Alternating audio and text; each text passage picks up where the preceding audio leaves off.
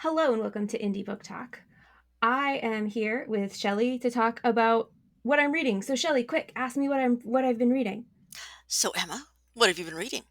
I've been reading this. This Wait, I is can't see it yet. hold on.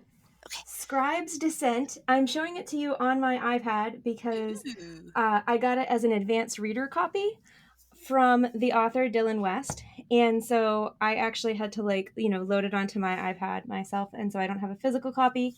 Uh, but but none of that's important. What's important is this book. Okay, so let's start with the cover because that's all the information I have on this book. So hold it up again. Okay. So those of you who are watching this on our YouTube channel or other places can see It's this the cover. book guessing game. I'm gonna go with fantasy. No? Okay. Yes, you got to give Okay. me a yes or no. Come on. It's weird. It's like fantasy sci-fi, right? Okay. So it's sci-fi. It's very heavily rooted in sci-fi in that like the main character is a scientist, but the stuff that happens, it's sci-fi like Journey to the Center of the Earth is sci-fi, Gotcha. right?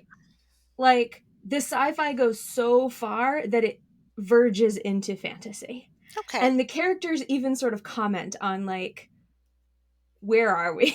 What happened here? So you can't see all the detail, I'm sure, but there's like these three circles above what looks like kind of a mountain, and Hmm. within each circle, there's like a really beautifully drawn. I actually would love to get a hard copy of the book because I want to see this in person. Beautifully drawn, like cityscapes. Like there's a city on the side of the mountain. They're Oh, very pretty. Uh, okay. so there's a lot going on in this book cover, and I'm here for it. But the book cover is not what drew me because, of course, I met Dylan on Twitter and Hmm. actually had no idea what the book looked like when I reached out to him. But the reason I reached out to him is because he did a very smart thing, Okay. which is he put on Twitter, hey, if people want to read the first 4 chapters of my book, they are free on my website. There's no barrier at all. There's no like, give me your email. There's no, look inside on Amazon, download. I mean, there may be a look inside on Amazon. I didn't even look because I went right to his website and I started reading. Okay. And the opening chapters are awesome. And so I immediately messaged him and was like, so when can I get this book? Why is it not available for pre order yet? Where is it coming from?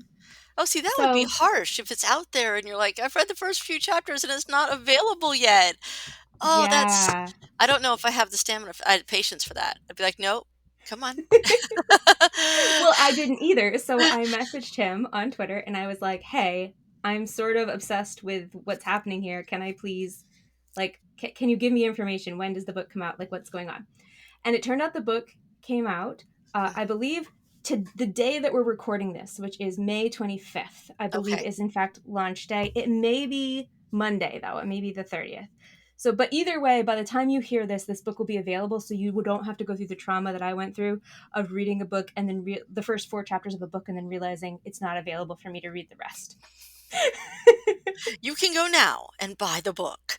Yes. Which I Okay. recommend you do because it's awesome. Alright, so all you knew was you were just reading it. There was no blurb, there was nothing, you just, like, jumped in and started reading. So Basically, yeah, it was like I saw I had posted this thing on Twitter that was like, hey, I'm waiting for beta readers to get back to me. And so if anybody like needs anything that I can be of help with, let me know. Hit me up on Twitter and say like what can I do for you? mhm. And he was like, would you just check out my book? Just go look at this. And I You're was like, "Well, like, sure. yes.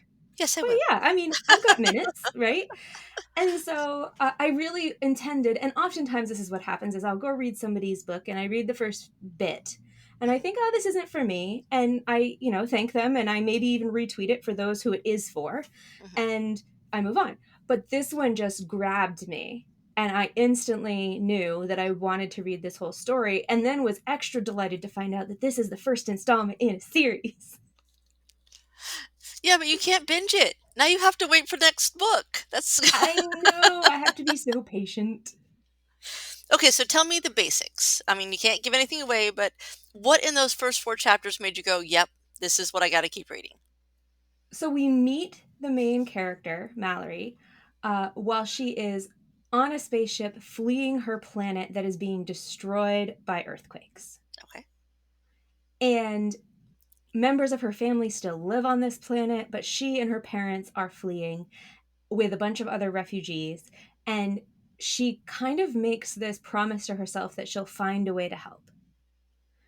So immediately gets you right in the feels, right? You're just like, oh, this kid, right?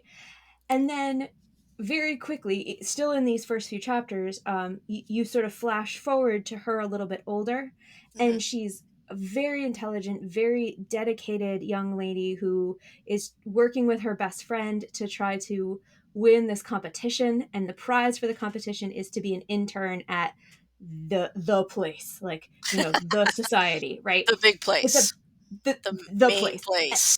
and it's a big deal on her planet. Okay. And so she and her like long-term goal is to be able to help her people back home by learning enough about everything she wants to know to try to find a solution to the problem of her home planet shaking itself apart. So you're very quickly invested, but the complexity of the world, like it's, and I don't mean complex like hard to understand. I mean complex like you feel like there are just layers and layers of this. He really put a lot of thought into it. There's some There world are, building happening. yes, multiple cultures with their own religions and their own levels of scientific understanding. The two different cultures like wear different clothing because one of them believes in like natural fibers and things in clothing, and the other is very like tech forward and wears all synthetics. And there's different. Everybody has some sort of implant to allow them to access the net. Hmm. And some of them have it that's like a thing you can take off, like I can take off my glasses. Hmm. And other people have it implanted. And whether you have one or the other is like a big deal culturally and Okay. socially. So, like, So you'd get it's, kicked out of your tribe, basically, if you had the wrong thing? well, no, it's not quite that divisive, but it's more like the people who are like, you let your kids have a cell phone at 6. Gotcha. I waited till Okay. my kids were 10, right? So there's like that, like, Hmm. kind of a judgment, but also a little bit of fear around the different options. And so it just feels like he discovered this place and then told me about it, Okay. not like he's making it up. So, quick question: is this a young adult? Adult? What are we looking at here? I believe it's young adult. It read like young adult to me. Okay. It's the main character is like 18. Okay. She's, and her friend I think is technically 17. In the meat of the story. And so because there's some conversation about being an adult, right? Becoming an adult in that time frame. And then all of the important characters are either like parents and family members or other teens, 17, 18, 19 Okay. age range. So it definitely reads young adult. I think a young adult would get really into it. It's kind of Journey to the Center of the Earth meets Narnia with like a little bit of Star Trek. So Okay. figure that, like, whatever that looks like, that's this. But they are humans on a humanoid type planet. Yes. Okay. Yes. Any Well, I mean, fantastical creatures or anything? there are things that what exactly they are, I will not reveal, but there's Okay. definitely layers of things happening, and the creatures that we interact with are not all humanoid. I can say that much without really Okay. giving So there anything are away. something else there. Yes. Okay. Yes. All right. So, and I know it's always your least favorite, but is there romance? There is 0% romance in this book. In fact, It and that gets was one of two the thumbs things, up from Emma. You're like, yes. two thumbs up, no romance. In fact, there's like this moment where there's a male character who sort of makes a passing comment about how attractive the main character is and is immediately shut down. You're like, yes. And not in like she's not mean to him. She's just kind of like, yeah, that's not my thing right now. Like I'm not into that. And he's like, oh, okay, sorry. And they move on. And so that's the level of romance I'm happy with. There is maybe a hint of something else that could be something, but Hmm. the character is very aware of it as something that's probably transient. So I don't know. In book two, there may be more that happens that I don't know about, Well, but I'm sure this book somewhere is in her pretty arc clean. there might be Yeah, something. She I mean, is 18. Yeah. this is book 1. She's just Yeah. finding her own way out there and stuff, but it's obviously not gonna be the type of series where it's romance heavy constantly.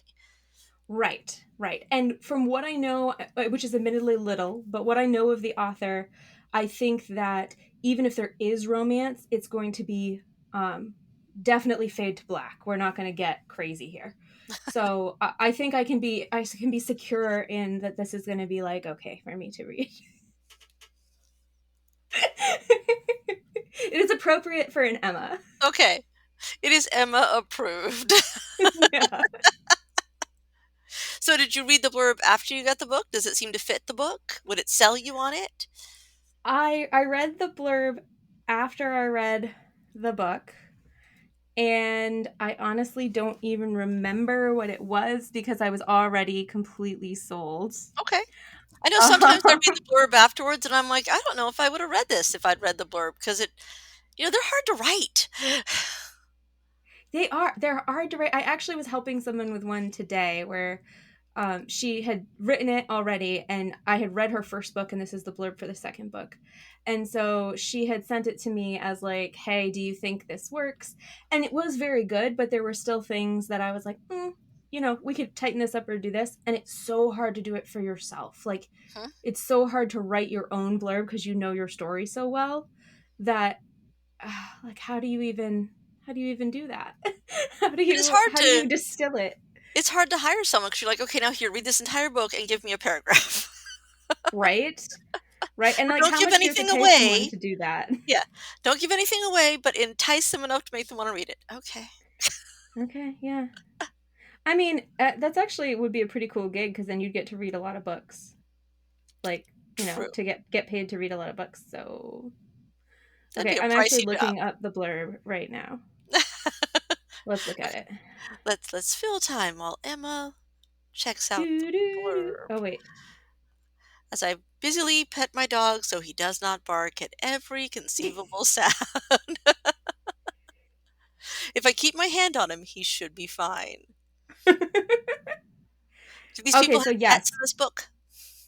Um, I think pets exist. Okay. Like, people have pets, but the main character doesn't have one, and there's, like it's actually mentioned that she's worried about the idea of having a pet because it's like a big responsibility and she's got a lot going on.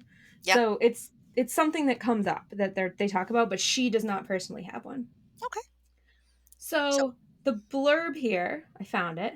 okay. Uh, it's people worship technology on planet Daishan. With inventions that prolong life and eradicate disease, it's little wonder. Death seems obsolete until an earthquake kills thousands, including Mallory's parents. That's kind of a spoiler, by the way. They Mm, should have lived for 1,000 years, not just 50. Mallory scrambles for answers. Such a disaster shouldn't be possible. Quakes have never happened on this world before. So it goes on from there, but frankly, that would be enough for me, I mhm. think. If you want to read the rest of the blurb, I think it actually gives away a little more than I would give away in a blurb Okay. personally. So be warned, you might not want to read past the first paragraph of the blurb Okay. if you want to keep spoiler free. But I also read this ridiculously spoiler free because I didn't even have a cover when I read this book. I just went right into first chapter. You're like, give it to me. Give me. And then at the end of the 4th chapter, you're like, there's no more. Come Yeah, I on. was texting, well, not texting, but like writing on Twitter, like, how do I get more of this? Where is it? Hook me up, man. Don't leave her hanging. Don't do it. Okay, so what kind of readers do you think would like this? So we're thinking it's a young adult, maybe readers of dystopian type novels. I don't think it's quite dystopian.